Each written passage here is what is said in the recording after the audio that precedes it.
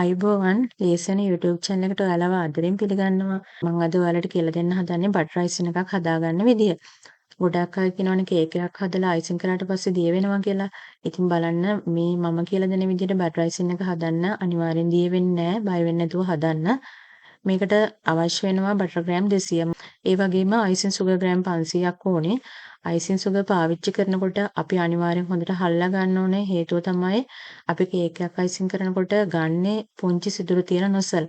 ඉතින් අපි අයිසින් කරනකොට ඔය අයිසින් කැට නොසල් එක අතරේ හිර වුණාම අපිට අයිසින් කරන්න අපහසුයි.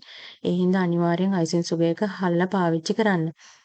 අපි දැන් බලමු කොහොමද බටර් අයිසින් එක හදාගන්නේ කියලා.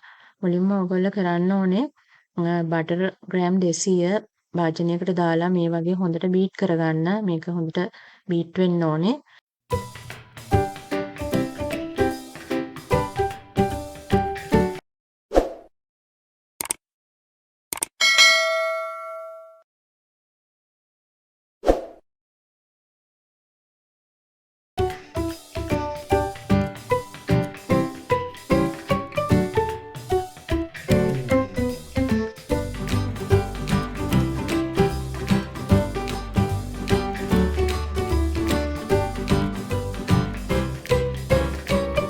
බීට් වුණාට පස්සේ තමයි අපි අයිසින් සුගර් මේ වගේ පොඩ එකතු කරලා තමයි මික්ස් කරගන්නේ.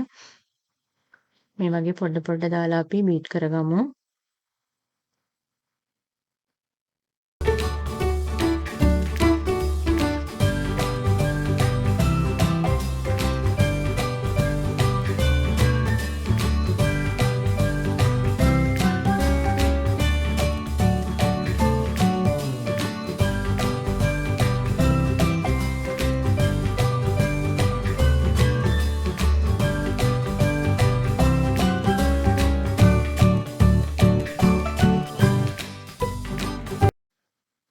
ඔයාලා වතුර පාවිච්චි කරන්න එපා. වතුර පාවිච්චි කරන්නේ අවශ්‍ය වුණොත් විතරයි. ඒ කියන්නේ ග්‍රෑම් 500ම දාලා ඝනව තිබ්බොත් විතරයි අපි වතුර චුට්ටක් මික්ස් කරන්නේ.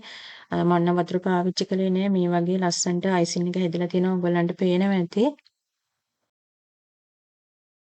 බටර් අයිසින් එක අපි කලර් කරගන්නකොට අපිට අවශ්‍ය වර්ණයන් මේ විදිහට දාලා අවශ්‍ය වර්ණ හදා ගන්න පුළුවන්. එතනදි මතක තියාගන්න අපි ලික්විඩ් කලරින් එකක් නම් පාවිච්චි කරන්නේ. ඒ කලරින් එක දැම්මට පස්සේ බටර් අයිසින් එක තවත් දිය වෙන්න පුළුවන්.